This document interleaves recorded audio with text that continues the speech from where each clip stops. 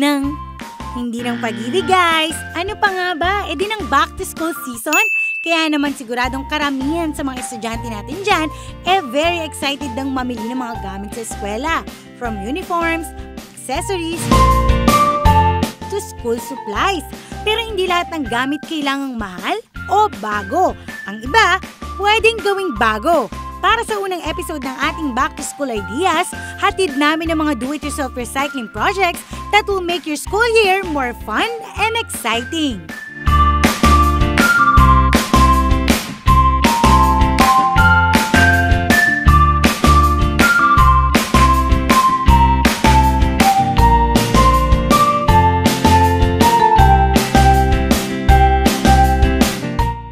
Programa kung saan hindi lang tayo magiging hands-on, sama-sama pa tayong magiging malikhain. At the same time, resourceful. Kaya tara na, let's be makers from bits and pieces.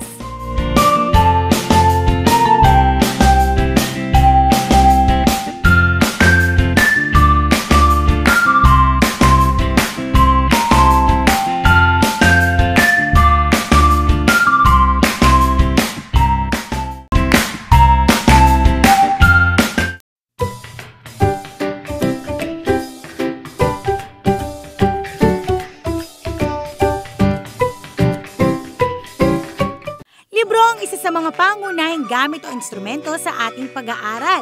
Kaya naman para sa ating Back to School episode, mga DIY tips and ideas ang hatid namin upang mapangalagaan at mas maging masaya ang inyong pagbabasa. Para mapanatili ang buhay ng mga libro, ang pagbabalot ng plastic dito ang karaniwan ng ginagawa. Pero wait, karamihan sa mga estudyante, katulad ko, kung ano-ano ang iniipit ng mga papel sa libro tulad ng mga seatworks, quizzes at iba pa. Kaya naman para maiwasang mawala ang mahalagang papel na yan, imbis na basta na lang itong iipit sa mga pages ng libro, lalagyan natin ng konting twist. Ang usual style natin sa pagbabalot ng libro. Ang mga kailangan: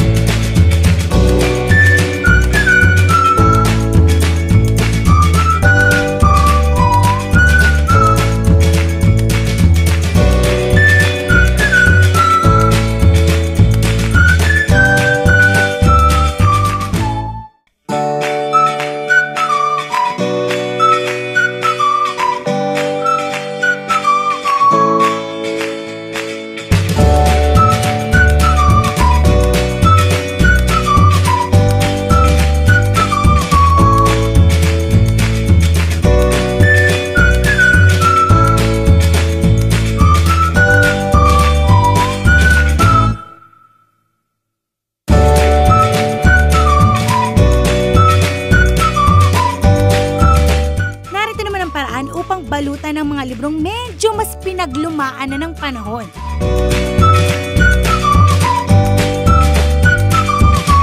Lagyan ng magic tape o paper tape ang bawat gilid ng ating book cover.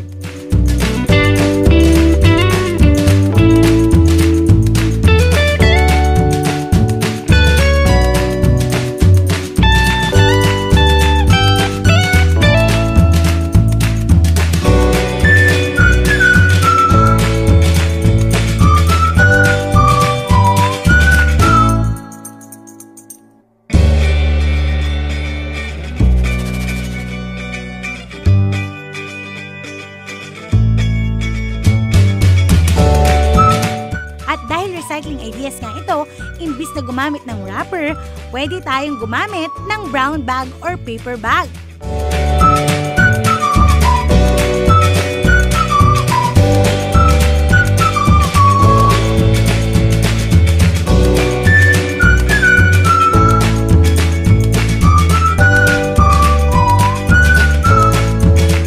Matapos balutan ng brown bag, lagyan ito ng label.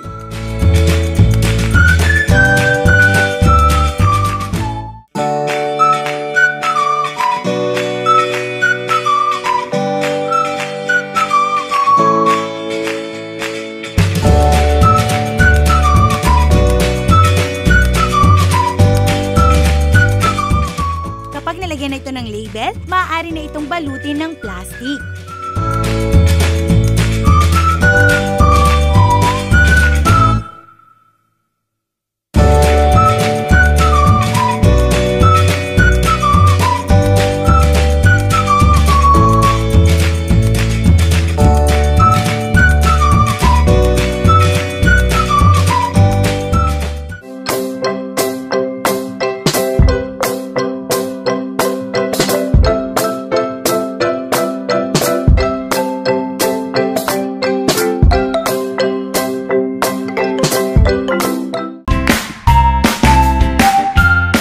Book cover, isang tool sa pagbabasa ng libro, ang next nating DIY project, ang bookmark. Pero sa halip na gumamit ng usual paper products sa paggawa nito, gagamit tayo ng popsicle sticks at paper pins.